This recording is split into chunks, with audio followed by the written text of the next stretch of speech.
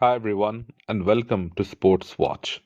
If you like the content, please press the bell icon for further notifications and like, share, and subscribe to the channel. The main event of UFC 314 has just been announced. It's Alexander Volkanovski versus Diego Lopes for the vacant featherweight title. After weeks of speculation, it was revealed that Topuria is vacating the featherweight title and moving up to the lightweight division because apparently his body can't make the weight anymore. It's a calculated move by Topuria. After knocking out Alexander Volkanovski and Max Holloway in consecutive fights, there wasn't much left to do in the featherweight division. He beat the two best fighters of the last decade. But it's true that he is moving off after having defended the belt only once. All that talk about giving Volkanovski the rematch turned out to be plain cap and nothing else. There's an argument out there that he was fast forwarded to the title without facing the challenges the way up, and after getting the desired outcome, he chose to move to the upper weight class. Now that Islam Makhachev fight becomes all the more probable. Now Topuria no longer has a division. Makhachev won't be able to deny him. His recent comments about the Dagestani wrestling would only add fuel to the rivalry. Moreover, Islam is running short of opponents in his own division. Islam has stated that Ilya needs to win a couple of more fights before he can challenge for the belt.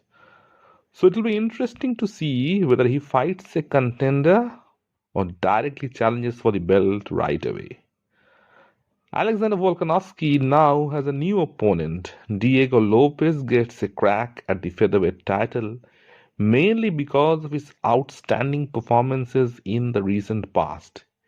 He absolutely destroyed Brian Ortega in his last fight at the Sphere. He outstruck him on the feet, and on the ground, Ortega couldn't do anything. It's because of performances like these that people get rewarded. Once again, Movsar Evloev gets overlooked. Evloev, who is on a 9-fight win streak and has a win over Diego Lopes. But in that short notice fight, Lopes was the one who looked the more impressive. Evloev got the victory, but Lopes stole his shine. Even in his last fight versus Aljamain Sterling, Evloev secured a split decision win. It wasn't the most convincing performance by him. So, despite being on a 9-fight win streak, he is being passed over.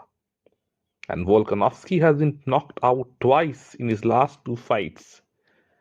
Diego Lopes is young and has knockout power in both hands. The speed of Lopes is going to give Volk problems.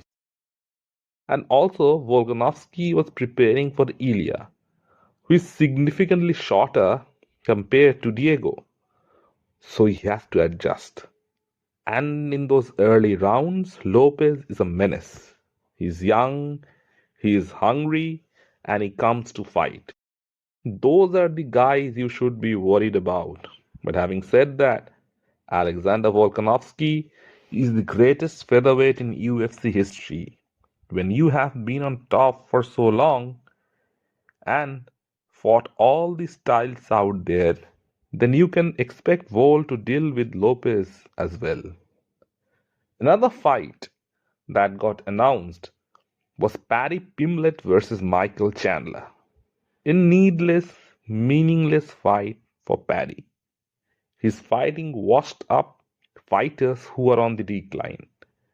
He just fought Tony Ferguson, who was on a 7-fight losing streak. He dominated him every round and finished him.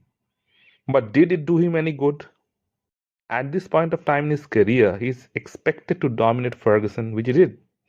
Same thing with Chandler. Chandler is 38 years old, has a cardio for a round, fights like a lunatic without any game plan, and loses against every top fighter he faces. His last fight against Charles Oliveira was a 5-round beatdown. Not only did he get destroyed on the feet, Charles took him down at ease and beat him up on the ground as well. Chandler had only one moment in the fourth round where he landed some good shots on Oliveira as he got tired of beating him up. It was all the same in the fifth round with Oliveira piecing him up once again on the feet and then taking him down. Michael Chandler is nothing but a glorified loser. He talks a big game, runs his mouth, gets paid, and almost always loses. And Paddy Pimblett could absolutely beat him. He has to be careful for the first round because Chandler does fight drunk, but he can punch. And Pimblett isn't the most technical fighter out there. But his size and reach should help him keep Chandler at bay.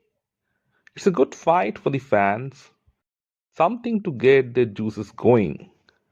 But in terms of the lightweight division, this is just another meaningless fight. Let me know in the comment section what you feel. And if you like the content, please like, share, and subscribe to the channel.